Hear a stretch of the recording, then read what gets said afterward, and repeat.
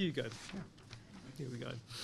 Well, Dr. Hugo Slim is a senior research fellow at the Oxford Institute of Ethics, Law and Armed Conflict at Oxford University, where he leads research on humanitarian ethics and the protection of civilians. He's visiting professor at Oxford Brookes University and an associate lecturer at the Graduate Institute in Geneva. Hugo's worked for Save the Children UK and the UN in Africa and the Middle East. He's on the board of Oxfam GB and has been an international advisor to the British Red Cross. He's also on the board of CAFOD, so you're on the board of two agencies sitting on this. I'm not on the board of Oxfam anymore, John. Oh, you're not? Oh, it's just CAFOD. Oh, okay, yeah. Right. Hugo was on the board of Oxfam. He's not anymore, but he is on the board of CAFOD. And you're a patron of Merlin, the emergency medical NGO. He's been a reader in international humanitarianism at Oxford Brookes University and was chief scholar at the Centre for Humanitarian Dialogue in Geneva for 4 years. And his publications and essays include Essays in Humanitarian Action, Killing Civilians, Method, Madness and Morality in War, and one I can highly recommend, A Guide for Humanitarian Agencies, which is an ALNAP publication, as you all know, I'm sure. Hugo, what do you make of all this? John, thank you very much. And thank you, and it's very interesting to listen to you all. The first thing I want to say, I suppose, is that I think it's all excellent, and I agree totally with standards and certification, and I think we all do, because as a community of NGOs and humanitarian agencies, we spent and have spent a lot of our time in the last 20, 30 years telling other people to have standards, people in the oil industry, in the mining industry, in the garment-making industry, in the food supply chain industry. We think it's important, and so ethically I think there isn't a massive question. Things need to be done well, and they need to be done right. So I'm very much in favour of standards in that way. And I'm very encouraged to listen to Matthew talking about the Joint Standards Initiative, and also to listen to Philippe talking about certification. And it reminded me of a lovely Jewish story about a tailor and a rabbi. And I'll just quickly recap this story for you. And it's this lovely tailor who's, sitting in some terrible part of rural Russia, sort of fiddler on the roof stuff. And he's a tailor, and he's trying to work in his little house at home and do all his sewing on the top of this raised platform in a one-room house where he lives as a poor peasant, where his wife is also trying to cook, and where increasingly, because he's now got 4 children, his children are coming in and bringing their homework and also trying to work and do their writing on the little place where he works. And of course in the evening he's trying to read Torah and to read the Holy Scriptures too.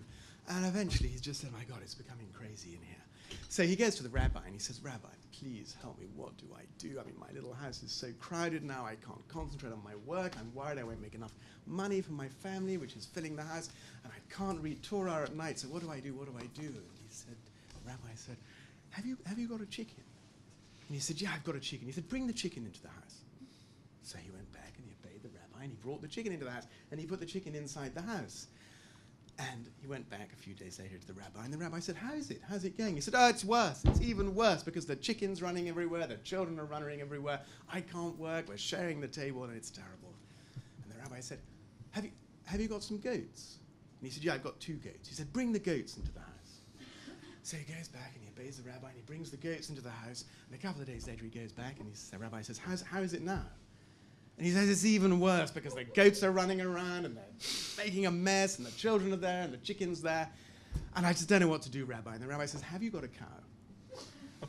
And he says, yeah, I've got a cow, but he's outside. He said, bring him in. Bring the cow into the house. So he goes home and he dutifully brings the cow into the house.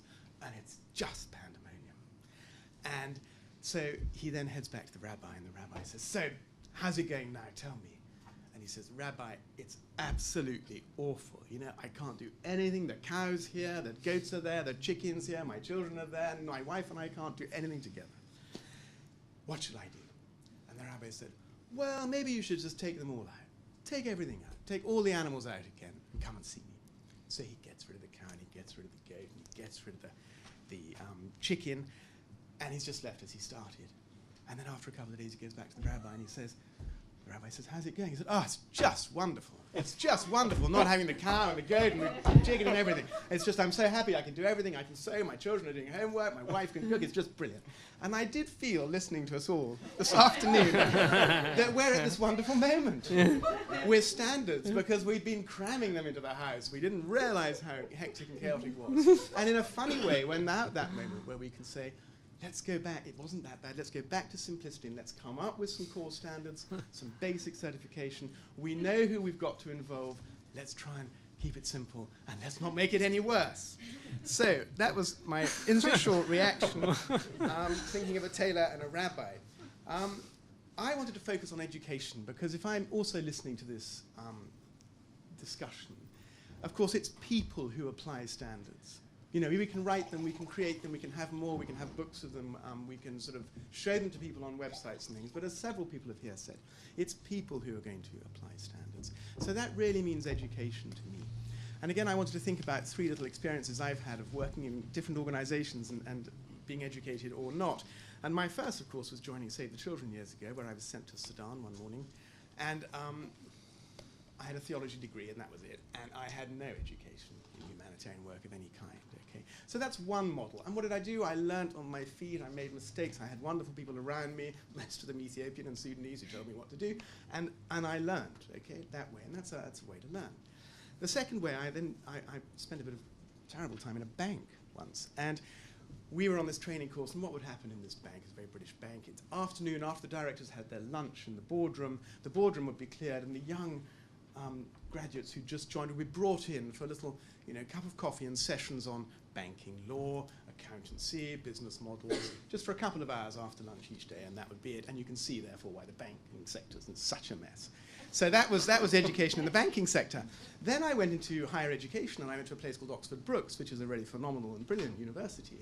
And I arrived there and got a job, and they said to me, have you got a teaching qualification? Because you're about to teach. And I said, no, I haven't. They said, well, everybody in this university has to have a teaching qualification. So you are going to spend the next 2 years, while you are becoming a lecturer, going through a part-time education course to get a postgrad certificate in being a teacher. And they taught me how to teach. And they taught me on the job, so I produced a portfolio, et cetera, et cetera, et cetera. Now, for me, that was by far the most positive experience. And I emerged during the 2 years, I was very conscious of becoming a teacher. And at the end of the 2 years, I felt I was a teacher and knew what teaching was and knew what learning was, more to the point. So that, for me, is the model. And I think, listening to everyone along this table, that's our challenge. How are we going to help people learn about standards? How are we going to give them that education? Because education is incredibly important, and their curiosity is important. And you can't just put things on websites. You've got to help people say, these are the principles, and this is why they're the principles. These are the food standards. This is IHL. This is what humanitarian action is about. And you've got to learn with them and teach them as organizations. So I suppose my first point would just be a plea for people apply standards, therefore help people learn about standards and what they're at in your organizations. And do it systematically, probably with universities, probably always with local universities on the ground. Use it as an opportunity to capacity build local universities in parts of Africa, Asia, South America, now the Middle East, to get some synergies and some win-wins around helping people to apply standards by educating them. The second little area I wanted to emphasize is ethics. And of course, as I said at the beginning, I think standards and certification and quality is a huge part of being ethical in our profession. So I'm very in favor of them. But I just want to make 3 little observations, one which has already been made by Philip and Matthew and everybody, actually, Sandrine and Carlton as well, which is the purpose of standards and these kind of principles and things is to expand quality humanitarian action around the world. Okay, it's to make everybody better at it. Those people in northern Syria today that Sandrine was talking about. So the ethical measure of any system or architecture or plan we put into place about standards is that it should be expanding the capacity and widening inclusion for people to do and organizations to do humanitarian action, not elitizing it, as Sandrine and others were saying. That's one ethical criteria of this process that everyone's embarking on. The second thing I wanted to raise, and it's come up already because of Sandrine and Carsten mentioning it, is standards are standards, principles are principles, and the world is the world, and very often we can't meet our standards. In several situations you can't, or it's not possible, or whatever.